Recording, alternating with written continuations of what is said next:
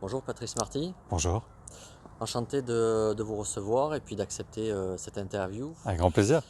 Est-ce que pour commencer, tu pourrais nous parler un petit peu de toi? Qu'est-ce que tu fais comme activité? Quelles sont tes spécialités? Professionnellement ou Oui, côté passion? les deux, Les deux? peut-être les deux se rejoignent. Euh, oui. Professionnellement, j'organise des salons du bien-être. J'ai celui de Bordeaux, Toulouse, Lyon et un sur côté de Cannes. Mhm. Ça, c'est mon métier. Oui. Et ensuite, j'ai mes passions, c'est tous les mystères qu'il y a sur cette belle terre. Voilà, donc ça fait pas mal de boulot aussi. Et quels sont ces mystères que tu Je suis affectionnes passionné par les crop circles, je suis passionné par les crânes de cristal, je suis passionné par les crânes longs, Oui. tous les artefacts un peu mystérieux. Ce soir, je fais une conférence sur les pierres mystérieuses, justement. Et voilà, tous ces objets qui sont là, qui existent, dont la science officielle ne tient pas qu'à, Mhm. alors que les trucs sont là, quoi. Et il y en a partout, sur la Terre entière. Tu peux nous donner un exemple qui t'a marqué Les crânes longs, c'est partout il y a des crânes longs, ce sont des vrais crânes en os, hein, qui ont des caractéristiques incroyables. Ils sont allongés, ils sont longs. Voilà, ils sont pas allongés. Les crânes allongés, pour moi, c'est des crânes qui ont été déformés artificiellement pour ressembler justement à ces vrais crânes longs. Et ces crânes longs, on les retrouve sur toute la planète. Et partout où il y a ces crânes longs, il y a des structures dites mégalithiques avec des grosses pierres, avec des pyramides, avec des choses comme ça. Mais on en a ici en France, on en a en Espagne, il y en a en Italie, il y en a en Sardaigne, il y en a partout, il y en a en Angleterre, il y en a effectivement au Pérou, au Mexique, en Égypte, sur tous ces pays, mais il y en a dans le monde entier, c'est un phénomène. Voilà, et personne n'en parle. Et voilà, moi je vais voir ça, je vais dans les pays, je vais dans les musées, je vais dans des trucs privés souvent aussi Mhm. pour aller voir ces crânes parce que ça me passionne, ou les pierres dont je vais parler ce soir qui sont gardés par des propriétaires privés bien souvent, c'est pas dans des musées, et c'est des pierres incroyables qui ont des propriétés ou des dessins dessus qui sont juste magiques. Et voilà, ça me fait vibrer, j'adore aller voir ça et parcourir le monde pour aller découvrir tous ces objets. Voilà, ça m'anime beaucoup, ouais. Je reviens un petit peu sur les crânes longs. Ouais. C'est des crânes d'hominidés ou peut-être d'ailleurs? Ou qu'est-ce que tu en penses J'en sais Il rien. y a Non, des réponses? ils ont fait des tests ADN sur ces crânes. Oui. Le monsieur du laboratoire, quand il a fait les tests, il n'avait pas un crâne entier. Il avait des os, des dents, des cheveux. Il a dit que ça ne correspondait à aucun animal vivant sur Terre ou ayant vécu sur Terre et que ça n'avait rien à voir avec le sapiens. D'accord. Voilà. Donc ça laisse ouvert. Débrouille-toi avec ça. Soit pour moi, c'est une civilisation qui est peut-être venue sur Terre et qui s'est éteinte naturellement, on va dire.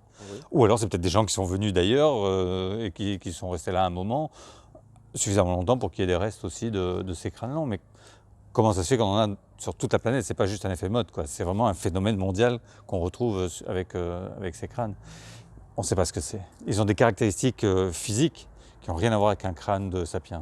Voilà. Est-ce que c'est lié aux grands géants qu'on entend un petit peu parler par rapport au squelette de grands géants Ouais, bien sûr que Oui, ça aussi. ouais, ouais, parce que pour avoir des crânes aussi longs et aussi grands, parce qu'ils ont un volume qui est jusqu'à 25 à 35% supérieur à un crâne humain, Oui, il fallait forcément une structure plus importante que la nôtre. oui. Donc des gaillards qui faisaient au moins entre 2,50 m et 3,50 m. Voilà, donc des belles bêtes déjà, tu vois. Et pour pouvoir soutenir ce crâne qui était très volumineux. Voilà.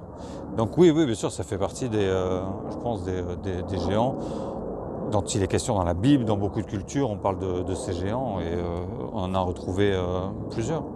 Et voilà, ça m'excite d'aller voir tout ça.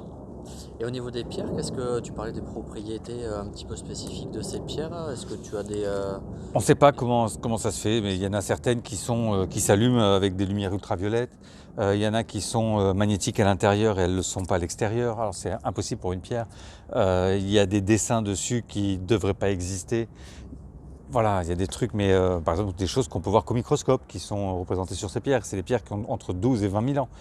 Et c'est des représentations de choses qu'on ne peut voir qu'avec un microscope, par exemple. De molécules, de cellules, de choses comme ça. Et comment ils avaient cette connaissance-là il y a 10, 15, voilà. Et j'adore ça. Et donc tu travailles avec des chercheurs qui t'aident un petit peu à aller un Non, petit que peu plus dalle, loin, il n'y a aucun chercheur qui veut se mouiller là-dedans, hein. Non, non, aucun. même non officiels? Non, après, je travaille moi de mon côté. L'idée, c'est d'aller sur place Mhm.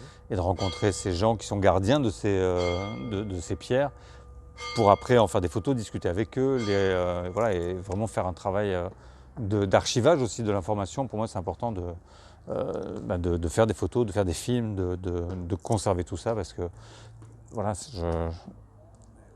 c'est important aussi pour moi de les montrer et de faire ce travail-là, d'aller vraiment à la base, à la source de l'information Oui. pour après en parler pendant les conférences. Et du coup, j'ai cette crédibilité parce que vraiment j'ai été voir les objets. C'est pas juste des trucs que j'ai vus sur Internet ou une compilation d'infos que j'ai récupérées à droite à gauche. Non, non, moi je vais sur place, je vais sur le terrain. Je veux voir les pierres, je veux les avoir dans les mains, je veux faire mes propres photos, je veux discuter avec les gens.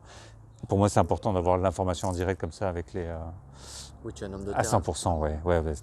Quand on cherche, voilà, c'est bien d'éplucher et de travailler d'abord sur Internet, ça permet de dégrossir pas mal de trucs. Mais après, voilà, après, il faut y aller. Ouais, pas tortiller, il faut y aller. Et comment tu en es venu à t'intéresser à tous ces sujets, parce que là on sent que tu es passionné, et Ouais. Je qu'est-ce suis que... arrivé, alors, j'ai aucun mérite, je suis arrivé comme ça. Voilà, donc j'ai pas fait un travail sur moi.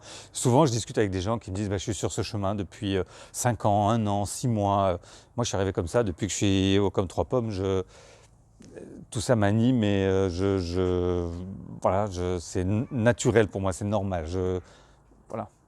Donc ça n'a pas été toujours simple parce que ma normalité, même enfant, n'était pas celle de mes petits camarades de l'époque et voilà, c'était pas toujours simple. Mais bon, voilà, je pensais que tout le monde était comme moi, mais j'ai vite compris que c'était pas forcément le cas. Et est-ce que tu as des projets futurs dont tu aimerais faire part Ouais, et moi qui... j'ai assouvi tous mes rêves d'enfant. Oui, Voilà, donc maintenant je travaille sur mes rêves d'adulte. ça va.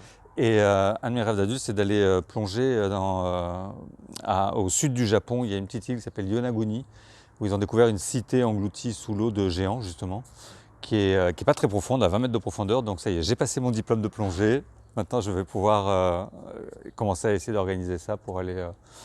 Voilà, ça m'intrigue. J'ai envie d'aller sur place et d'aller voir ça. Voilà. Et on parle un petit peu de voyage, mais Hmm. je sais que tu organises toi aussi des voyages Ouais, thématiques. oui. Tu peux nous en parler un petit peu? Oui, bien sûr, j'ai 4 voyages par an, grosso modo.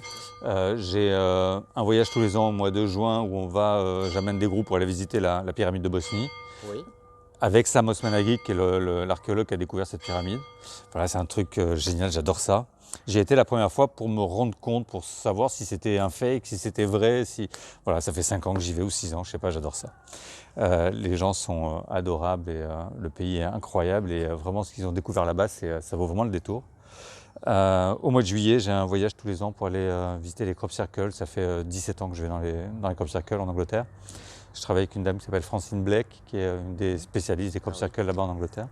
C'est devenu ma maman d'Angleterre, Francine. Et voilà, ça c'est tous les ans au mois de juillet. Tous les ans au mois d'août, je vais nager avec les dauphins.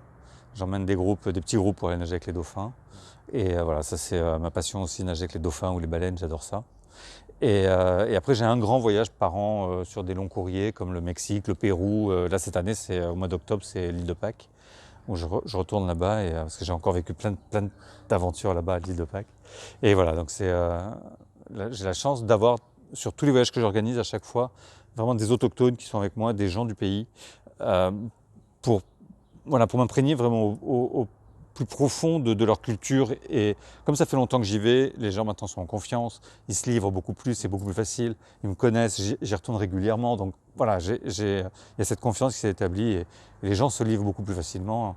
Quand je vais à l'île de Pâques, je vais dans des endroits où le touriste lambda, il n'ira jamais. Parce que je suis accompagné par le représentant de la famille royale spirituelle de l'île.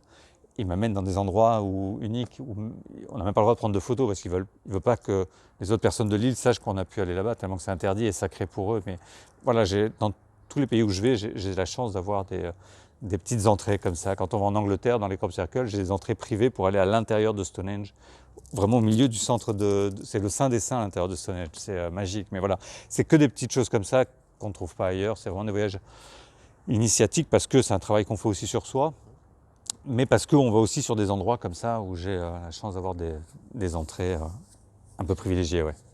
Est-ce que tu peux, pour terminer, nous parler d'un monument, d'un site qui t'a vraiment marqué et dont tu te Oh, mon souviendras? Dieu, T'en as il y tellement. en a tellement. L'île de Pâques, elle est incroyable. C'est une île très magnétique. Il y a des endroits où on met les boussoles, elles tournent toutes seules. Voilà, les Crop Circles, c'est des moments magiques. Le Machu Picchu au Pérou, c'est un endroit que j'adore. Le Mexique, c'est ma deuxième maison. J'adore ce pays. Voilà, j'adore descendre. Ça, c'est pas officiel non plus, mais descendre dans la tombe de Pacal pour aller voir cette plaque à Palenque voilà, où j'ai été accueilli par la tribu des Lacandons là-bas et où j'ai été baptisé par les Mayas et j'ai mon baptême Maya avec les Lacandons. Enfin voilà, il y a tellement d'endroits magiques sur Terre que voilà, j'aurais passé de toute une vie pour tout explorer, mais je reviendrai, c'est pas grave. En tout cas, tu es un globe-trotteur passionné et passionnant, on peut dire. Bah, passionné, j'espère, ouais, passionnant aussi d'ailleurs, mais passionné, ouais, ça c'est sûr, ouais. Ouais. Bon, en tout cas, je te remercie, Avec Patrice, plaisir, et merci à puis toi. à une prochaine Bah, avec interview. grand plaisir, merci Merci beaucoup, beaucoup. merci, au revoir. Au revoir.